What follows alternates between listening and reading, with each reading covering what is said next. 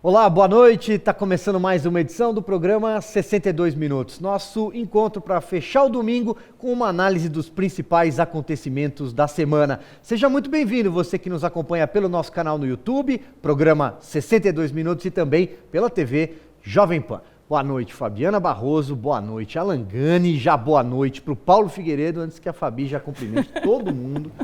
Mas eu vou cumprimentar, tá bom? Boa noite, Silvio. Boa noite, Alan. Boa noite, Paulo. Boa noite a todos da audiência. Boa noite, Alan. Boa noite, Silvio, Fabi, Paulo e a todos que nos acompanham. É isso aí, é uma tela de distância falando dos Estados Unidos. Paulo, tudo certo? Tudo certo, melhor agora com vocês nesse domingo tão especial. E eu queria já aproveitar para fazer o meu pedido. Eu já começo sempre o programa dando boa noite fazendo um pedido. Meu pedido encarecido para você que nos acompanha, para que, além de nos seguir em todas as redes sociais, se inscreva aqui no canal do 62 Minutos, porque esse programa é exibido, como o Silvio falou, pela TV Jovem Pan, pelo canal da Jovem Pan, mas também pelo nosso próprio canal. E a sua inscrição é importante para dar relevância ao nosso programa. Nós continuamos aí com a nossa meta de chegar a 100 mil inscritos e ganhar uma outra plaquinha dessa aqui que eu tenho na parede, eu quero botar mais uma.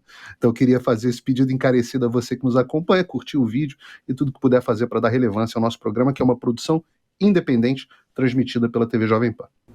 É isso, e um contraponto, né? Vamos repisar esse ponto, a cobertura jornalística que você vê por aí no consórcio da imprensa. Compartilhe esse vídeo com os seus amigos, mande o link pelo WhatsApp e aí fica também mais uma vez o convite para seguir a gente nas nossas redes sociais, como disse o Paulo. Nós estamos no Twitter, no Facebook, no Getter, no Instagram, lá é @P62 Minutos, tem sempre conteúdo extra também, é claro, manda seu comentário pelo Twitter, faz ali uma selfie com a gente no fundo, se você quiser, vai ser registrado nos 2 minutinhos finais. Dito isso, vamos lá para o nosso primeiro assunto. Essa foi a semana das temidas sabatinas no Jornal Nacional.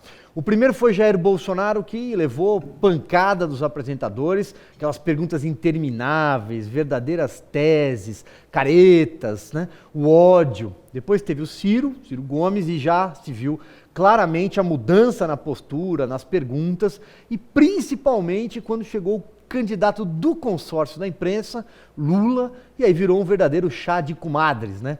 O dia em que o jornalismo passou vergonha na TV aberta e toda essa palhaçada montada para tentar barrar a reeleição do presidente Jair Bolsonaro. Isso tudo foi assistido por milhões e milhões de brasileiros. Temos muito a falar sobre tudo isso que está acontecendo há praticamente um mês das urnas, há praticamente um mês das eleições. E passando já aqui a bola para girar a nossa mesa, começando com o Paulo Figueiredo, eu lembro o que você está assistindo aqui nos próximos 60 minutos, que já correram 2 que eu estou vendo ali, nos próximos 60 minutos você é totalmente diferente do que você assiste em outros lugares. Paulo Figueiredo. Pois é, Silvio, honestidade jornalística, né? Quando você tem jornalistas que são claros com os seus espectadores de qual é a posição política que eles têm. O problema do que nós vivemos hoje em dia é que você tem um grupo de jornalistas que fingem isenção e praticam um verdadeiro estelionato. Hoje em dia, William Bonner e Renata Vasconcelos dizerem que são isentos é uma vergonha, é uma cinte, é uma cusparada na cara da população. É fazer o povo de trouxa. E eu acho que isso ficou muito claro essa semana. Esse é um tema que é muito caro a mim, eu sempre falo bastante disso, da falta de honestidade que essas pessoas têm com o público em relação às suas posições políticas. Eles sentam no pedestal, no alto do pedestal da suposta isenção jornalística, mas vomitam opinião o tempo inteiro. Então, sejam essas opiniões claras, como em editoriais, que o Jornal Nacional, inclusive no ano passado, durante a pandemia, ano retrasado, fez um muito duro contra o Bolsonaro, mas também no seu noticiário diário, na forma das notícias que escolhe colocar no ar, no tom das notícias que coloca no ar, nos especialistas que resolve entrevistar, nas notícias que resolve não colocar no ar, que também é sempre muito importante, mas eu acho que isso ficou excepcionalmente claro nessa semana, onde nós tivemos uma sabatina no Jornal Nacional, ainda embora em franca decadência, ainda é o telejornal mais assistido do Brasil, e os candidatos deveriam ser entrevistados de forma imparcial, muito diferente de um podcast, muito diferente de uma entrevista que eu faça com alguém, porque a minha posição política é clara, as minhas ideias são claras, mas eles sentam no alto da isenção deles e deveriam entrevistar os candidatos com isenção. Então, no primeiro momento, nós tivemos um Bolsonaro que falou 40% do tempo e os apresentadores falaram 60%, ou seja, foi praticamente ali um debate. Interrupções constantes. Nós que participamos e fazemos comentários sabemos o quão difícil é você encadear um raciocínio quando você é constantemente interrompido. Nós tivemos perguntas colocadas de forma agressivas, caras, bocas, cinismo, gaslighting, que é um termo que eu sempre cito aqui, que eu sempre falo para as pessoas procurarem, mas especificamente no momento onde a Renata Vasconcelos, a moça do Fique em Casa, disse: fique em casa se puder. O Bonner, eu candidato. Aqueles momentos bastante ridículos na entrevista do Bolsonaro. Nas demais entrevistas, o tom foi completamente diferente. Na própria entrevista com o Ciro Gomes, por exemplo, só para citar um outro candidato aqui, o tempo foi muito mais bem dividido, 30, 70, 25, 75, e obviamente, quando chegou o Ciro teve oportunidade de desencadear os seus pontos, falar o seu mumble jumble lá, que ele adora falar, falou até de forma eloquente, e quando chegou no Lula, primeiro, todas as perguntas eram uma oportunidade do Lula brilhar.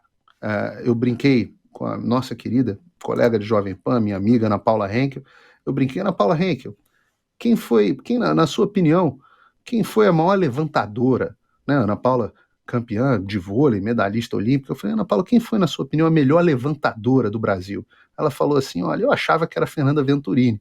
Eu brinquei, mas agora se descobriu que, na verdade, é a Renata Vasconcelos. Uma entrevista que começa com basicamente um atestado de idoneidade, né, dizendo que o Lula não deve nada à justiça, e passa por momentos onde os apresentadores dão a oportunidade do Lula se diferenciar da Dilma, oportunidade do Lula dizer como é que ele vai consertar esse caos econômico que supostamente o Bolsonaro está deixando, oportunidade para o Lula dizer o que ele vai fazer para combater a corrupção daqui para frente. Enfim, eram bolas e bolas levantadas, e tem outros momentos, a gente pode comentar aqui mais sobre outros momentos, mas basicamente me deu a impressão no final que era uma daquelas entrevistas fajutas que a gente constrói quando está fazendo campanha política, no horário eleitoral, onde um ator travestido de jornalista, né, interpretando um jornalista, faz perguntas ao candidato como forma do candidato brilhar. E no final das contas foi isso que nós tivemos. O importante é o contraste e a nudez exposta do jornalismo militante. Exatamente. E a frase, né, meu caro Paulo Figueiredo, e aí passando aqui, Fabi, vamos girar a nossa bancada, a frase: o senhor não deve nada para a justiça, né? Dizendo isso para o Lula, isso é de uma hipocrisia, é de uma disfarçatez, né? Absurda. Eu vou só acrescentar, mais uma vez eu vou usar aqui a expressão: as coisas, os fatos não desacontecem. Não adianta tentarem fazer isso, não adianta. Eu queria me dirigir até o pessoal que está nos assistindo. Então, você aí, minha senhora, meu senhor, que ficou procurando qual era o canal da Rede Globo nas TVs fechadas, ou tentou assistir pelo YouTube, porque realmente faz muito tempo que não assiste. Eu era uma dessas. Até me choquei, né, para falar do William, para chegar no mesmo nível. O William Bonner está bem mais inchadinho, né, William? Algo aconteceu aí. Porque ele ficou no deboche, e a gente precisa também fazer um bom debochado, porque, o que você disse, né? Ele já deu para o Lula a certidão de nada consta, que dá à justiça. Se eu não me engano, estava faltando essa certidão na justiça, não sei se ele conseguiu ainda fazer, mas eu sei que isso é meramente algo burocrático, que fará. Mas o nada consta do William Bonner foi algo impressionante. Você já começa a entrevista com o que é algo mais polêmico e também um grande problema atrás, acabando com a Operação Lava Jato. Né? Operação Lava Jato, a gente precisa lembrar o que a operação fez pelo Brasil, Tiveram alguns erros ali, sim, mas os erros não têm como detonar os acertos, foram muito maiores, né?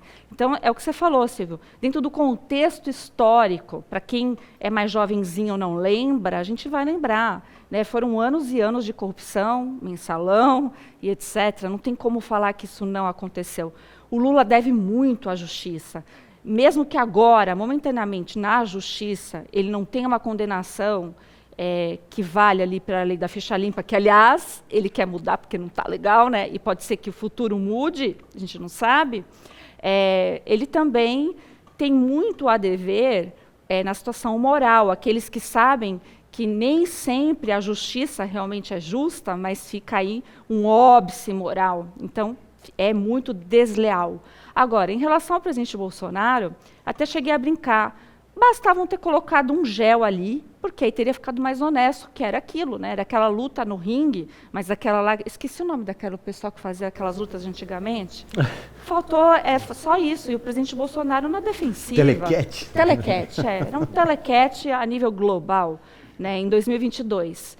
E aí eu tive que ver um trechinho de uma novela, sabe, da Rede Globo, poder não perder nenhum minuto do presidente Bolsonaro. Gente, que tristeza. É decadência, sim, porque a oportunidade que eles tinham de mostrar para nós, que não assistimos há muito tempo, que eles pelo menos tinham uma isenção, disfarçava, né, nem que o ódio estivesse por dentro, não houve isso. Eu lembro de 2018, onde a Miriam Leitão teve que psicografar, né, receber algo ali, que é a Rede Globo, né, falando ali do que o presidente Bolsonaro tinha falado, do apoio à ditadura, e ela falou especificamente, não foi da Rede Globo, ele falou do Roberto Marinho.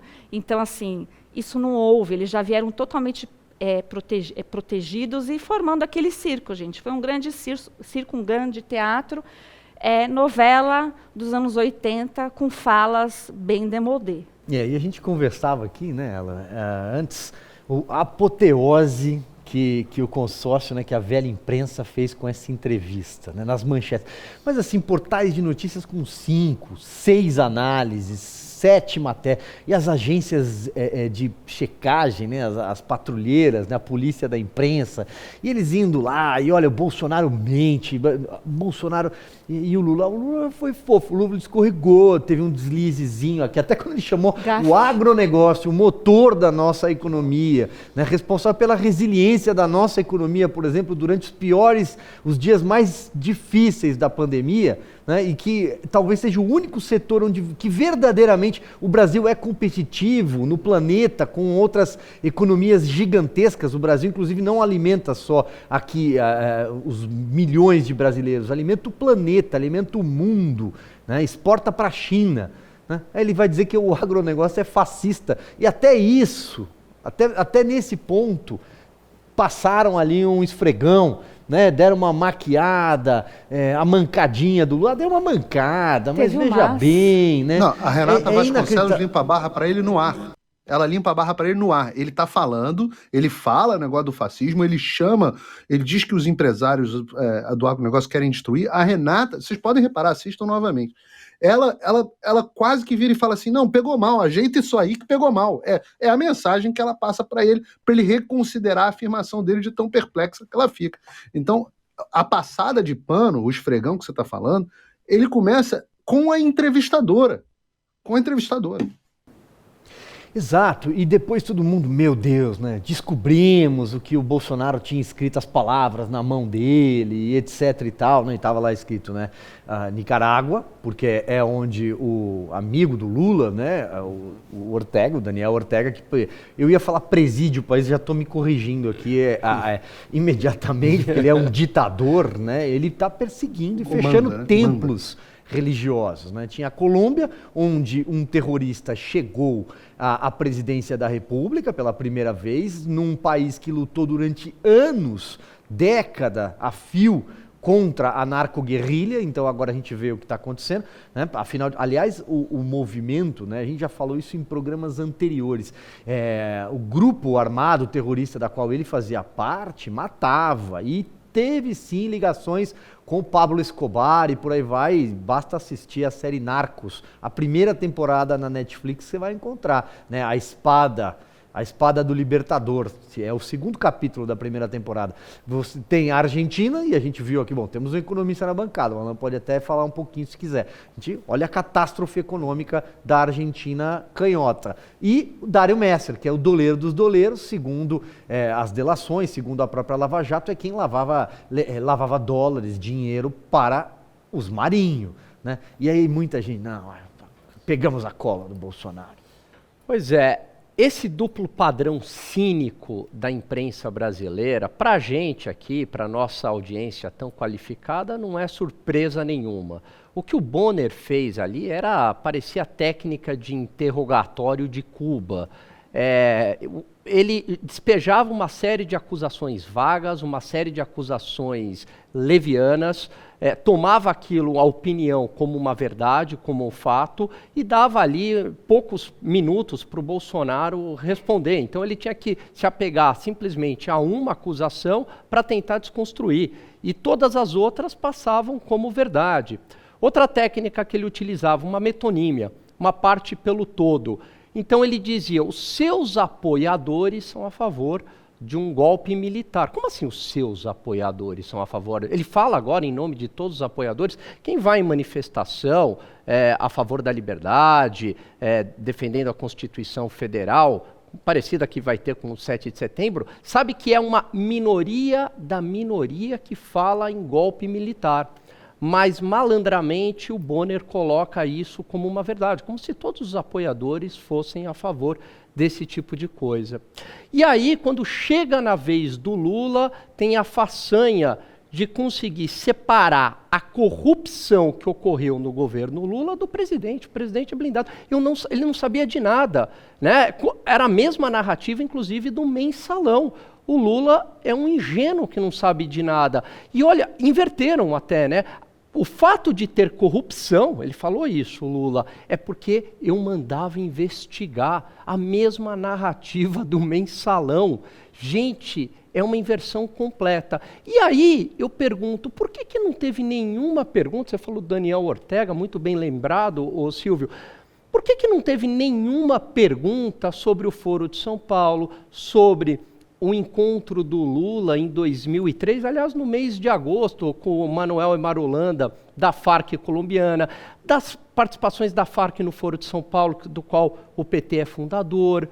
Por que não teve sobre todo o descontrole fiscal que começou no governo Lula? Nada disso foi levantado. A suposta relação do PT com o PCC, são temas que estão aí. São temas que ganharam as manchetes dos jornais e depois rapidamente foram abafados. Então, assim, ficou muito claro o padrão petista Globo de qualidade. Exatamente. E aí você falou do mensalão, eu me recordo de uma passagem na qual, e aí do Lula, né? E aí ele tenta equiparar o mensalão, que foi um esquema de compra de votos, segundo o relatório do ex-ministro do STF, Joaquim Barbosa, ação penal 470, e o Joaquim Barbosa não tem nada de direitista, de conservador, muito pelo contrário. Já se foi filiado, não sei se ainda está, a um partido de esquerda para tentar ser político, né? E ele disse, foi compra de votos, citou a reforma da Previdência, citou a lei de falências, está tudo no Google, para quem estiver assistindo, pode procurar. Né? Esquema de compra de votos. Os deputados mandavam os seus assessores sacar dinheiro na boca do caixa do Banco Rural e de outras agências bancárias, em Brasília, por exemplo. Lembram? Brasília Shopping, faz a busca, procura imagem, tem lá. Né? Tem os nomes dos assessores, tem os nomes dos deputados. Compra de votos com o tal do orçamento secreto, que é público, que foi uma invencionice, uma manchete de festim de um jornal paulista. Ah, mas ali tinha a falta de transparência no orçamento. Tá, tudo bem, claro, isso tem que ser corrigido se tem falta de transparência. Mas é uma questão legislativa que não tem nada a ver com o executivo. Não tem nada a ver com chamar o Marcos Valério, o carequinha, como dizia o Roberto Jefferson, falar, vai lá e paga. Paga porque a gente precisa votar isso daqui. Nada. E aí, o que acontece? A apresentadora fala assim, exato, ela concorda com o que ele está dizendo. Ah, hein, Paulo Figueiredo? Aí não dá, né? Ah, vá. Não, um momento onde ela fala, ele fala orçamento, a frase é orçamento secreto é uma excrescência, e ela vira e fala assim, exato, ela deixa escapar. Desculpa, Renata Vasconcelos é muito ruim. Muito ruim. Na entrevista do Ciro Gomes, ela erra, inclusive, erros grosseiros. Eu não sou nenhum professor Pasquale, mas comete erros grosseiros de português de conjugação verbal. Entendeu? Então, assim, o que chama atenção nessa história, inclusive na entrevista, é um momento em relação a esse ponto, onde o Lula fala: se tem uma coisa que eu sei, é negociar. Se tem uma coisa que eu sei, é negociar. Eu falo, tem que botar, vou resolver botando para conversar com o Congresso. Eu falo, conversar com o Congresso? Ora, vamos olhar o histórico do PT com o Congresso. Quando o PT assume, o PT tem uma enorme dificuldade de governar. Daí o Zé Dirceu tem uma brilhante ideia. Por que pô, vem cá, a gente tem, votando assuntos aqui, de interesse ideológico, nacional, interesse de poder, assuntos de valores gigantescos. Esses caras do Congresso Nacional ficam brigando por causa de migalha. A gente tem um orçamento gigantesco na mão. Só de publicidade, olha o quanto que a gente gasta. Pô, vamos parar de perder tempo com esses caras do que se chama hoje de centrão. Parar de perder tempo com esses caras. Dá o dinheirinho na mão deles, que eles votam tudo com a gente. Ora, isso não é negociação. Isso é corrupção. E não é corrupção pura e simplesmente dos indivíduos, dos deputados. É uma corrupção da República. Ora, por quê? Porque a República precisa dos três poderes funcionando de forma independente. O princípio do Montesquieu. No momento onde o Poder Executivo corrompe os deputados, ele está corrompendo um poder que deveria exercer a sua fiscalização. E aí, nesse momento, ele deixa de ter o seu freio e o contrapeso. Isso é a mesma coisa do que você viver numa autocracia, numa ditadura. Essa foi a primeira negociação que o Lula diz que fez com o Congresso Nacional. Estourada essa negociação, o PT falou, desse jeito não dá mais. Dinheiro vivo, sacado por agência de publicidade, por o nosso lavador de dinheiro Marcos Valério, não dá mais. Vamos mudar a relação com o Congresso. E aí, como o PT muda a relação com o Congresso? Ora, eu não posso dar dinheiro para eles, mas eu posso dar dinheiro por debaixo do pano para as campanhas deles. Eu posso. E aí eu não preciso lidar diretamente com isso. Eu posso botar as empreiteiras. Pô, olha o tamanho das nossas diretorias na Petrobras, olha o quanto de dinheiro que a gente tem nos nossos fundos de pensão, olha o quanto de dinheiro que a gente tem na mão em contratos. Pô, vamos botar essas empreiteiras fazerem doação de campanha dos nossos aliados, e aí, pô, o que eles fazem com o dinheiro de campanha, se gastam na campanha, se tem sobra de campanha, e depois eles gastam na pessoa física, isso aí não é com a gente. O importante é que eles vão votar com a gente o tempo inteiro. E, mais uma vez, o PT subverte a República. De forma que, entendam a gravidade disso, os senadores e deputados eleitos durante o governo do PT disputaram as eleições em condições desiguais, porque eram favorecidos por doações ilegais de propina, de dinheiro superfaturado de empresas que tinham contrato com o governo, dentre elas empreiteiras.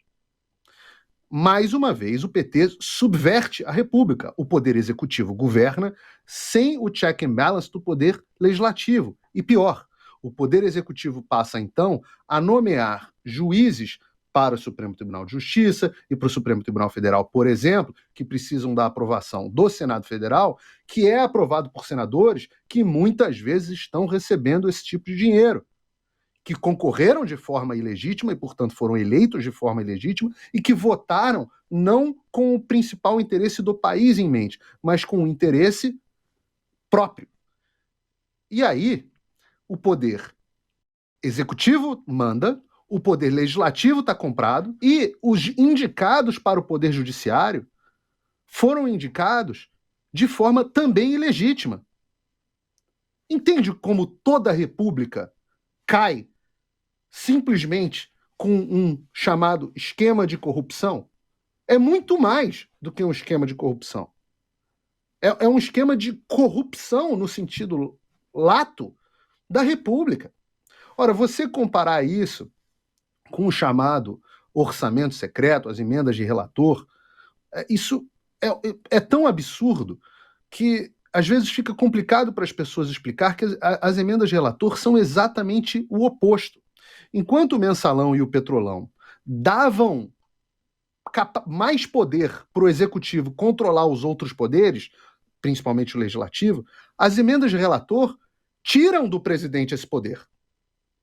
Desde a aprovação do orçamento impositivo em 2015 e depois da aprovação em 2020. Primeiro, 2019, o presidente Bolsonaro veta isso que se chama de orçamento secreto. Em 2020, o veto é derrubado, o senhor Rodrigo Maia tentando dar o seu verdadeiro golpe no país, achando que ele ia implementar uma espécie de semi-parlamentarismo, consegue aprovar esse tipo de coisa, e com isso o governo passa a ficar muito mais vulnerável, porque ele perde o instrumento que todos os governos presidencialistas sempre tiveram no Brasil, de emendas, negociar votos em relação a emendas, que é legal, legítimo e existente. O presidente Bolsonaro perde esse poder. Então, a comparação é mais esdrúxula, porque enquanto Mensalão e Petrolão dão ilegalmente o domínio da República para o Executivo, e portanto para o PT na época, as emendas para relator retiram o poder de capacidade legal do presidente de negociar com o Congresso.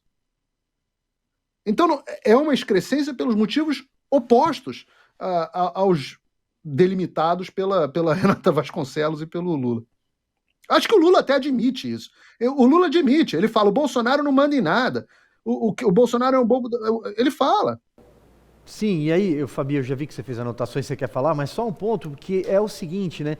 Qual é a intenção, além em alguns casos, de um esquerdismo irrecuperável que vem de muito tempo na classe do consórcio, né? Dentro do consórcio?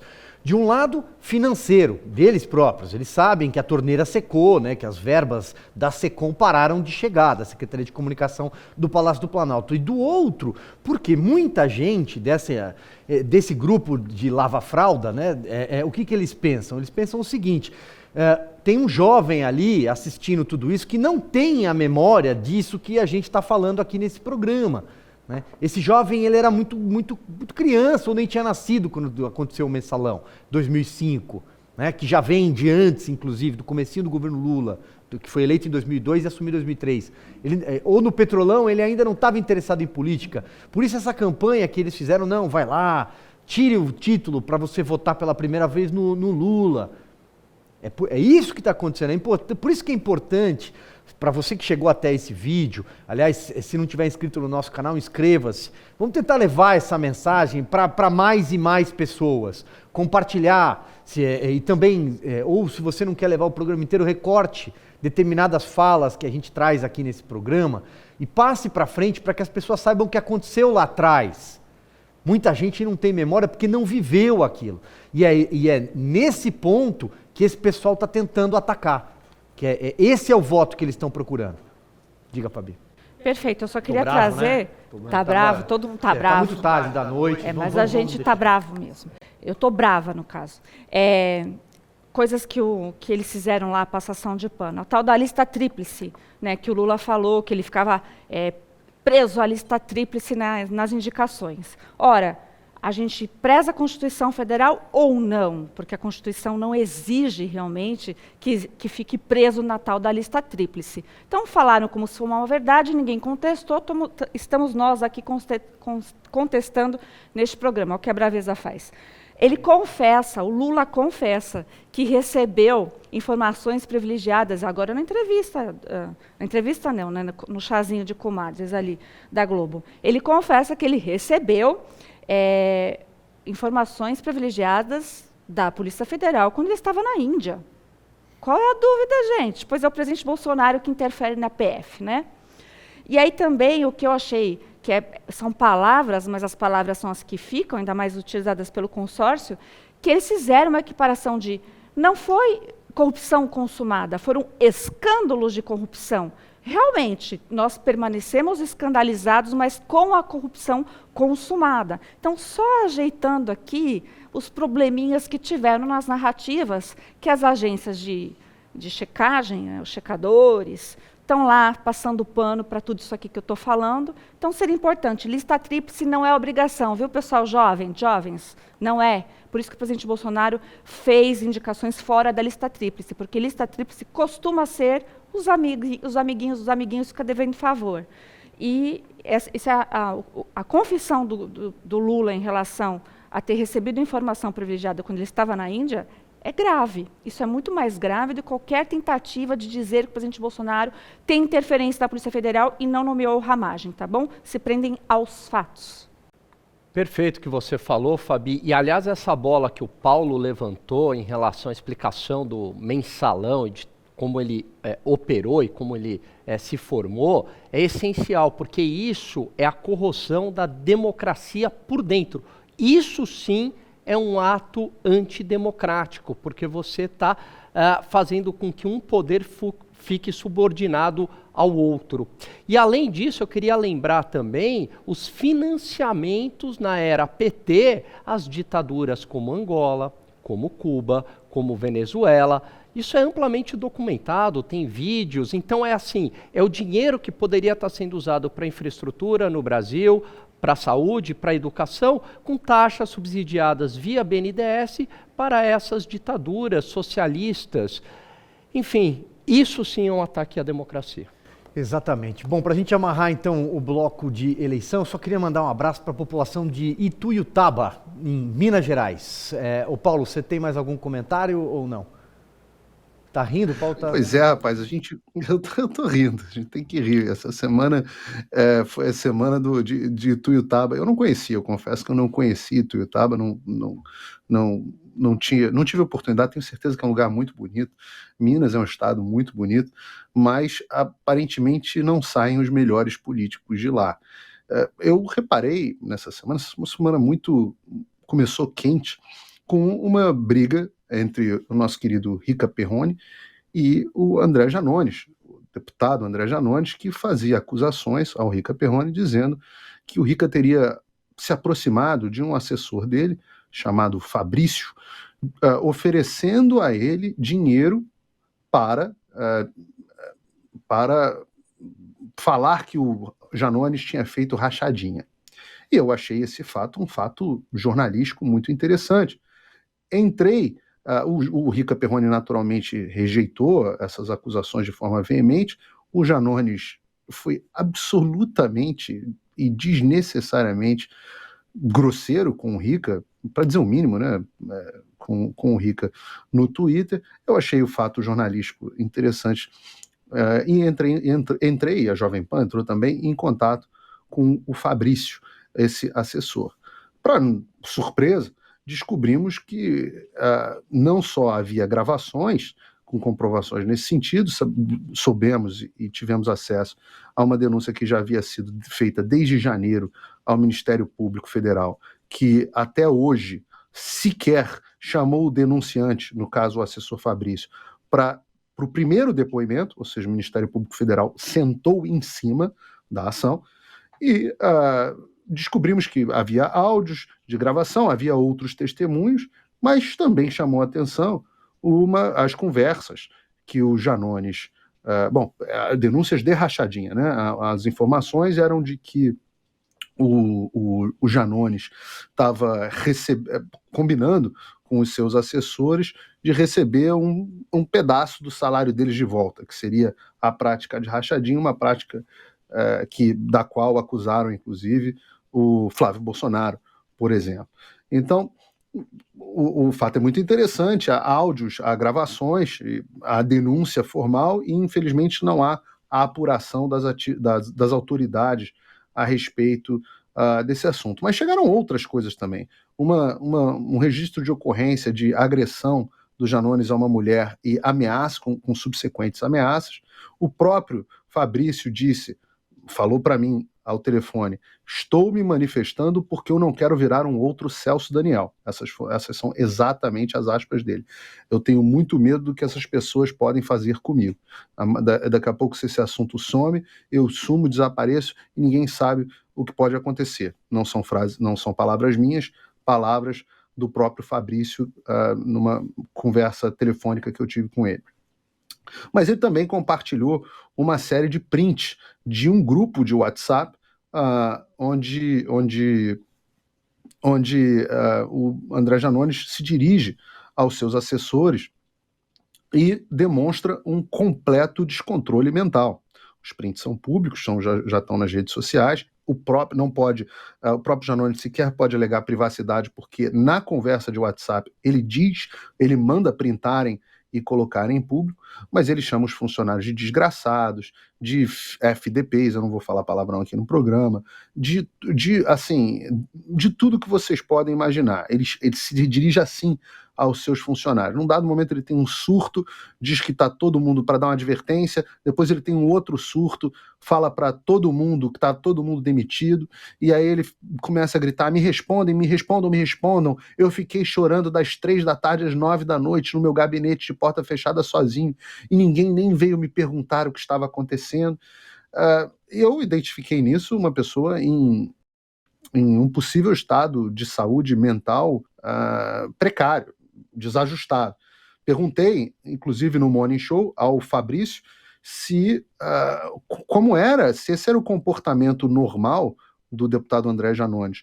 Ao que ele me responde que ele é uma pessoa mentalmente instável, de novo, aspas, do ex-assessor Fabrício, assessor que, segundo consta, era muito próximo, estava com Janones desde a época da greve dos caminhoneiros, e que inclusive ele tomava medicamentos para medicamentos, tarja preta, como a gente costuma chamar. Então, foi uma semana de muita surpresa. Se você olhar as ações, né, das manifestações do Janones no Twitter, elas realmente muito destemperadas, chamando todo mundo de vagabundo, disso, de aquilo, uma pessoa realmente aparentemente num estado mental eu diria assim, descompensado. Eu acho que é um adjetivo que eu posso usar aqui. E ele falou que tomou ações, inclusive contra a Jovem Pan, para remoção de conteúdo, censura, proibição. Até o momento, pelo menos a Jovem Pan não foi notificada de nenhum tipo de decisão. Obviamente, decisões judiciais serão cumpridas, mas ele fala de fake news. Ora, em momento algum foi feito fake news. Nós fizemos uma entrevista com ele, com o assessor Fabrício no ar, convidamos reiteradamente o André Janones para que ele viesse ao programa, no caso o Morning Show, para também apresentar o lado dele da história e contestar qualquer informação que fosse apresentada ali. E, de novo, as informações não foram nossas, foram uma entrevista a um ex-assessor, que de fato era ex-assessor, e ele se recusou, que eu acho que é uma prática comum hoje desse pessoal de esquerda. Eles morrem de medo de ir num programa de entrevista, por isso que o que mais está acontecendo é esquerdista arregando para sabatina na Jovem Pan, inclusive o Lula. É uma verdade. Olha só, vamos falar de mais um assunto, que hoje a gente está bravo, né, como disse a Fabi. Mas esse assunto é grave, né?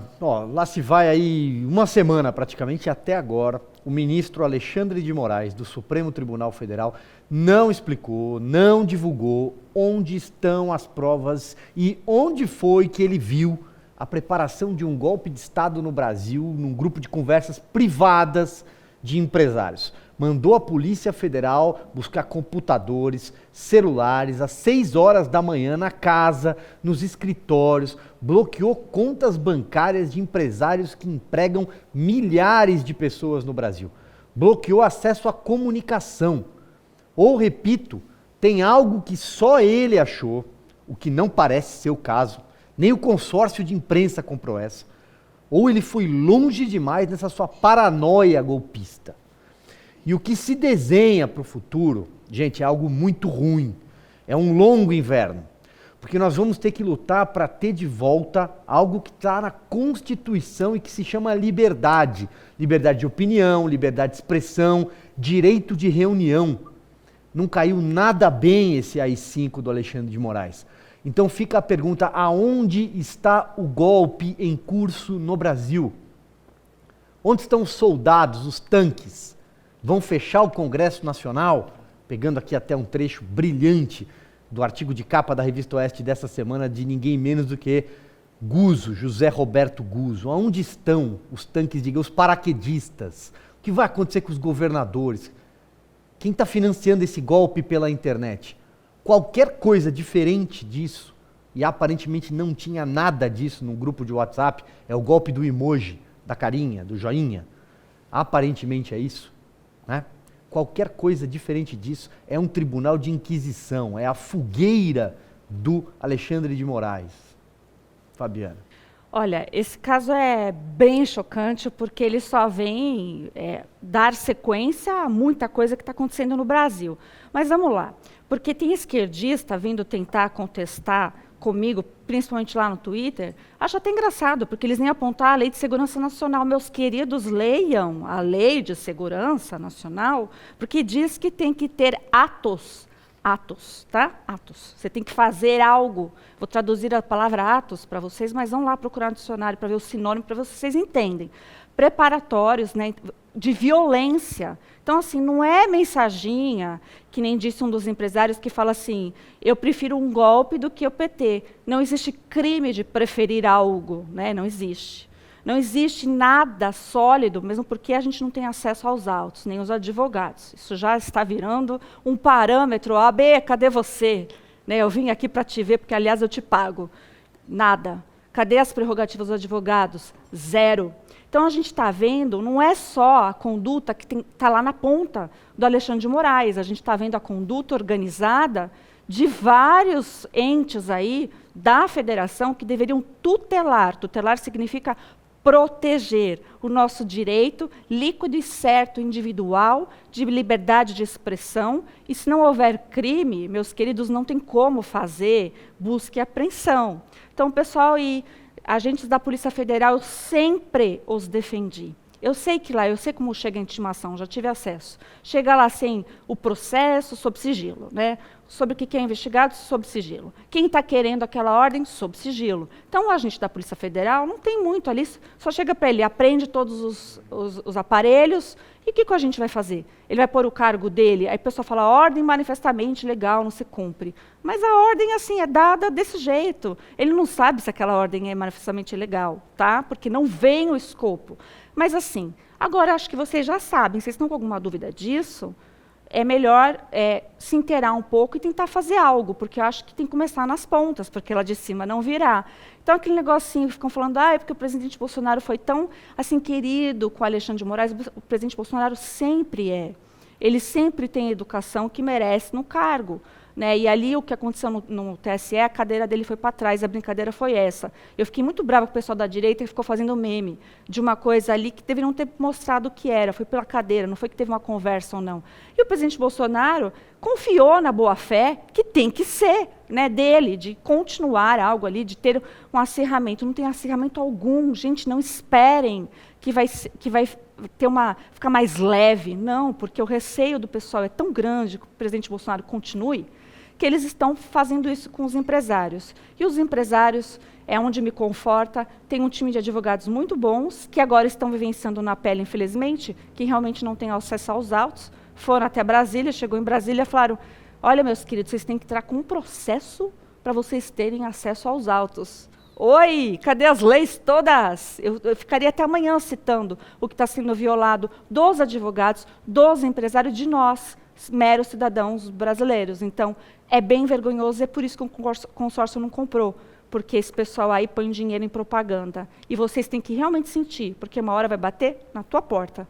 E passando, então, lembrando de um detalhe, né? Tudo isso só aconteceu e, segundo as próprias manchetes dos jornais, é a única base para essa decisão estapafúrdia do Alexandre de Moraes, partiu do vazamento dessas conversas privadas de WhatsApp por um site né, por um blog. blogueiro, por um blog. E a Fabi me corrige se eu estiver enganado. É Nem o poderia wrap-up ser usado como prova, segundo decisão do próprio... Viciado do STJ e do né? STF, que tem uma súmula vinculante. A gente não pode ser usado, tá bom? Aliás, eu quero me dirigir ao jornalista também, ainda bem que você lembrou.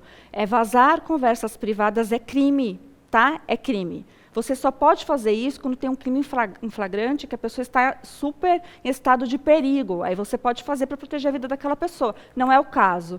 E para você vazar desse jeito, você tem que ter autorização de todos do grupo. Querido, você não tem. Está lá, está na Constituição. Não sei que você risque isso da Constituição, tá bom, meu querido? Fica aí meu recadinho para você. Eu nem deveria dar, porque eu acho que você vai sofrer. Não sou eu que estou dizendo. Um dos advogados disse isso na Jovem Pan.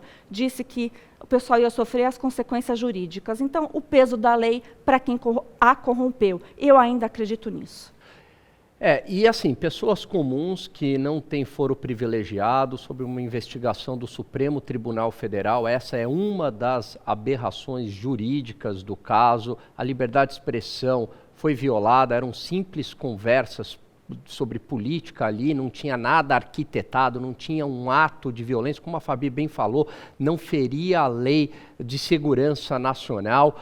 Pessoas comuns que tiveram a sua privacidade violada. Mais do que isso, empresários que geram renda e emprego no país e que, inclusive, sustentam os salários milionários dos ministros do Supremo, as mordomias, a boa vida dos ministros do Supremo, porque o Estado não produz. Esses empresários lidam diariamente com alta burocracia, com impostos, com risco. Eles sabem o que é matar um leão por dia para dar dinheiro também, inclusive, para o Supremo Tribunal Federal para ter uma decisão como essa. Agora, vamos juntar tudo. Junte isso com a prisão do deputado Daniel Silveira por crime de opinião. Junte isso com a perseguição da Interpol, não, o acionamento, não a perseguição, mas o acionamento da Interpol para prender o jornalista Alan dos Santos, o meu xará, por crime de opinião. Junte isso ao caso Oswaldo Eustáquio, que fez uma matéria e foi preso. Junte isso à desmonetização com acusações vagas, levianas, advogados sem acesso aos processos dos canais do YouTube. Que nome que a gente dá para isso? Onde a liberdade de expressão está sendo violada, onde a gente vive um estado de censura, porque hoje a gente não pode dar a opinião que a gente quer. Primeiro, a gente sofre um assassinato de reputação, dependendo do tema. Depois, a gente tem medo de perder o nosso emprego, o nosso sustento, porque as empresas estão intoxicadas e sofrem pressão de uma agenda progressista, o departamento de RH e de marketing dessas empresas estão intoxicadas, e aí todo mundo, com razão, fica com medo de dar determinadas opiniões nas redes sociais. E agora, o Estado oprimindo o indivíduo. Não é o Estado protegendo o indivíduo do próprio abuso do Estado. Não, é o Estado usando o seu poder para oprimir o indivíduo. Que nome que a gente dá para esse regime? Vamos parar de eufemismos, falsear a realidade. Isso é ditadura. Você pode falar isso por aí que você não vai se passar por louco. Porque, aliás, nenhum regime ditatorial, o governante ele vai falar assim, agora estamos numa ditadura. A partir de agora é a ditadura federativa do Brasil. Não existe isso.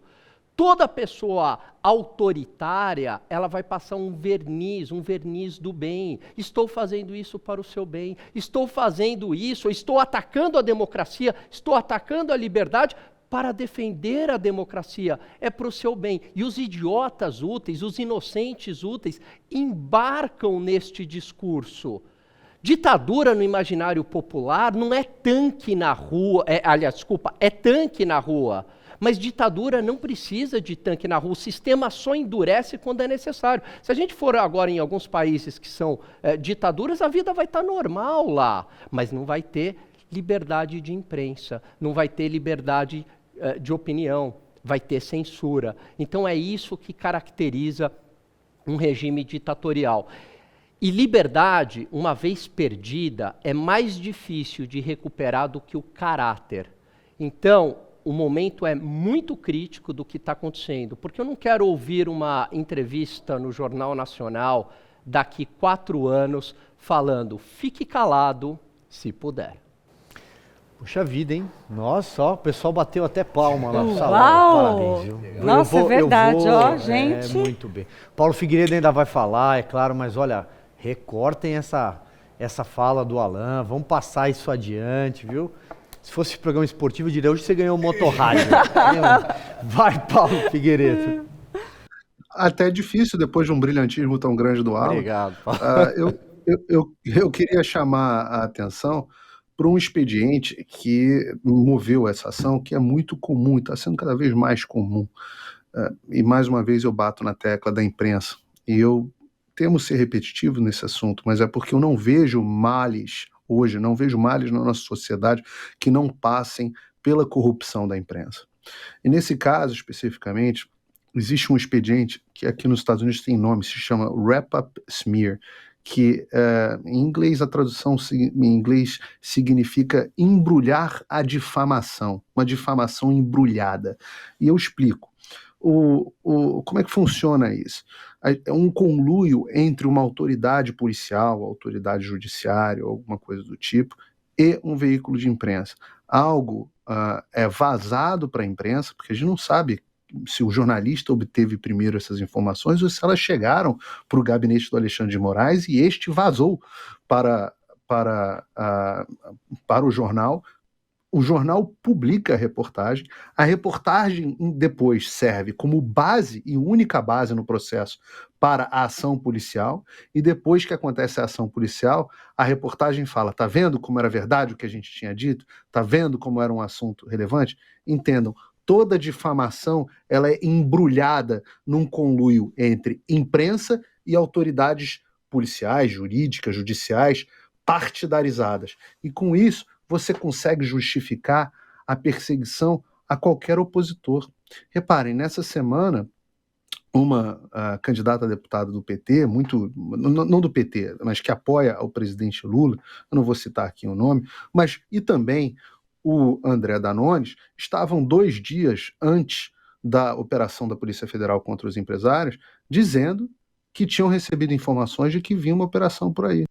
Ora, até onde eu sei, existe uma lei que diz que se você vaza informações de operações que você teve acesso, você está violando sigilo funcional. A Fabi, advogada, pode dizer se eu estou equivocado.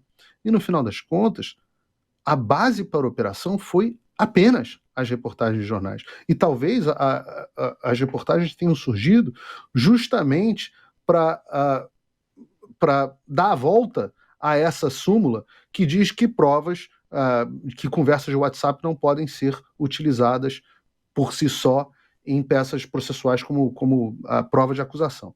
Então, você não usa a conversa de WhatsApp, mas você usa a reportagem de jornal. A reportagem de jornal, às vezes, sai porque você vazou o conteúdo, o teor das conversas de WhatsApp. Eu não estou dizendo que aconteceu, porque eu não tenho como saber, mas isso acontece. Você, autoridade da Polícia Federal ou Alexandre de Moraes, hoje em dia o Alexandre de Moraes tem a sua própria Polícia Federal, vazam para a imprensa e com isso você consegue dar ar de legalidade a tudo que você quiser, além de preparar a opinião pública para as suas ações. Então, esse tipo de conluio entre jornalismo partidário e autoridade policial e judicial partidário, chama de deep state, burocratas não eleitos partidários, isso, eu não conheço nada mais antidemocrático do que isso. Fabi, é isso. E então, o inquérito ainda chama Inquérito dos Atos Antidemocráticos. Realmente está dizendo que são atos antidemocráticos, só que a gente precisa prestar atenção se é no sujeito passivo ou no sujeito ativo. O que eu me preocupo é que alguns jornalistas ainda vieram com a cara de pau de dizer que esses empresários estavam há muito tempo sendo investigados e que membros, agentes da PF já sabiam disso e tinham passado ali para eles de forma privilegiada. Meus queridos, isso não existe. Não existe investigação alguma sem as pessoas não saberem o que está acontecendo, né? A tutela de provas, quando você pega algo íntimo, como o celular, que é quando é o WhatsApp, que é comparado ao sigilo de correspondência, você tem uma série de cadeia de tutela, de guarda daquelas provas, que você não pode vazar por aí em sites pequenininhos aí que depois é transformado pela mídia extrema aí como se fosse muito grandes. Isso não é a realidade. Então, essa conversinha de jornalista, e eu tenho um amiguinho da PF, mentira. Mentira, eu desafio você, jornalista, a contar essa verdade. Cara de pau, tá? Não existe investigação alguma. Agora, se isso vai estar embasado somente nessas meras reportagens, aí a gente não sabe, porque a gente não tem acesso integral aos autos, nem os advogados, ao que me consta. Mas a indicação é dessa mesmo, tá? Estão tentando puxar até o foro privilegiado para dizer que existe um financiamento aí de campanha, de atos, que para nós, a gente sabe muito bem, minha senhora, você vai na manifestação, né? Você sabe o que é vestir uma camiseta do Brasil, levar uma bandeirinha, ficar gritando lá e fazer uma oração e ficar mito, mito, mito. Pronto, falei, porque é realmente o nome do candidato que se persegue. Então, estão tentando tirar a legitimidade de pessoas da livre manifestação também, direito constitucional. Ia ficar até amanhã falando. Então, esse pessoal precisa sentir o peso da lei, o que está na lei, o que está na Constituição Federal. E eu estou felicíssima, porque imagino os advogados desses empresários. Oh, meu Deus, vocês subestimaram aí a força desse pessoal que é super patriota e gera emprego aqui no nosso país. Você acha que esses caras iam querer dar o golpe no Brasil, meus queridos? Vocês estão bem enganados. É verdade. A gente tem 4 minutinhos. Eu só queria pegar um gancho final aqui do que você falou. Você citou, por exemplo, pessoas reunidas para rezar em oração. E o voto religioso nessa eleição, ele é um grande fator. E há uma tentativa clara de enganar o eleitor. Tem gente indo para a igreja, rezar para a igreja católica, visitando templos, visitando igrejas evangélicas, que jamais faria isso se não fosse o período eleitoral. No Rio de Janeiro tem um candidato, por exemplo, que defendia a legalização das drogas. Ele deu uma entrevista agora dizendo, não, agora eu mudei, eu sou contra. E foi fotografado rezando. Na eleição passada, você tinha a Manuela Dávila, o Fernando Haddad, que é aí candidato. Esse pessoal vai à igreja só em época de eleição. Então é mentira. Busque saber o que os partidos deles, o que os grupos deles defendem em relação a aborto, em relação a drogas, em relação a tantas outras coisas, né? A bandidolatria, em muitos casos, em reagir contra a letra da lei que pune o crime. Vá atrás para saber tudo isso, né? Porque rezar em época de comunistas, rezar em época de eleição é enganar o eleitor. Então é muito importante, você que é evangélico, né? Você que é chamado de facção religiosa por um candidato à presidência da República, preste atenção, porque nesse caso, ainda que ele falou o que ele pensa, mas outros tantos estão tentando enganá-lo, enganar você que está assistindo ou alguém que possa vir a ter acesso a esse vídeo. Aliás, vamos tentar descontrair aqui, ó, no último minuto, só para, enquanto eu falava a minha... As caras e bocas do Bonner, né? Eu fiz as caras e bocas do Bonner? Não, eu digo se na nossa adolescência, com os 20 anos de idade, se a gente, se você, Fabi, tinha... pessoal que fazia aquelas sempre caras e bocas, não, né? Aquele trejeito, mas só para... Deixa eu contar uma história, contar uma história em 30 segundos que me ocorreu aqui. O duro de estar tanto tempo nessa estrada do jornalismo é a memória, né? Essa coisa do comunista rezar, Fabi. Você sabe que tem um jornalista, já morreu, chamado Sebastião Neri, muito antigo, né? Escreveu na década de 70, nos anos 80, e eu me lembro que ele escreveu um livro, chama A Nuvem, se eu não estiver enganado o livro dele. Ele descreve uma viagem que ele fez de avião com o Brizola. O Brizola tinha sido recém-eleito no Rio de Janeiro. E o Brizola, claro, ateu, óbvio, todos eles ali, mas morria de medo de avião. E o avião entra numa turbulência danada, e ele vira, né, o Sebastião Neri começa a rezar. E aí o Brizola olha para ele e fala assim, você ainda conserva a fé da época do seminário, né?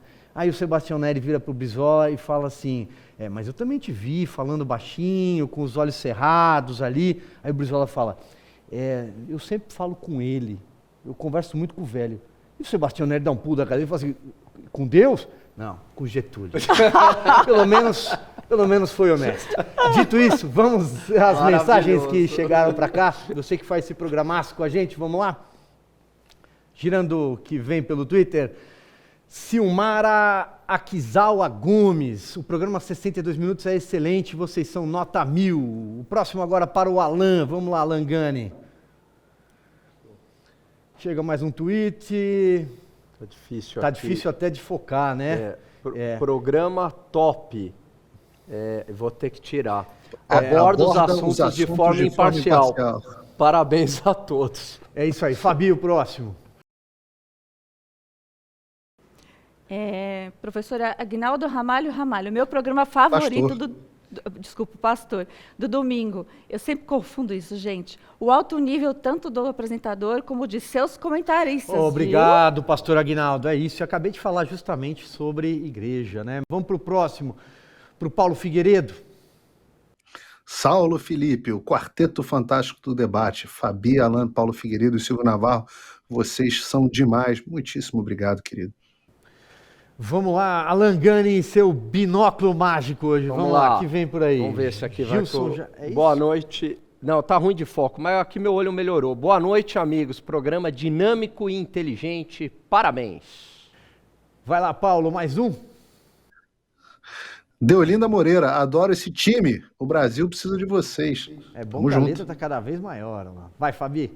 Temos ainda dois tweets, um para Fabi e um para mim. Vai. Bianca Talim, moro fora do Brasil e acompanho quase todas as lives. Estou amando o 62. Parabéns, queridos. Continue sucesso, 7 vezes sucesso para todos vocês. Muito obrigada, Bianca. Para fechar, o último da noite, o Falcão Júnior. Precisamos continuar falando a verdade, porque somente com a verdade venceremos a perseguição e iremos conscientizar as pessoas. É isso, meu caro Falcão Júnior, é isso. Quanto mais mentiras eles contarem, quanto mais tentarem nos barrar e impedir, mais verdades falaremos sobre eles. Dito isso, quero me despedir aqui, Fabi, Alan, meu querido Paulo Figueiredo. A gente se vê domingo que vem. Domingo que vem tamo junto. Até o próximo programa. Valeu. É isso. Muito obrigado a você pela companhia. Agora, finalzinho de noite, uma ótima semana. Muito obrigado a toda a equipe de produção de 62 Minutos. Fiquem com Deus. Até mais.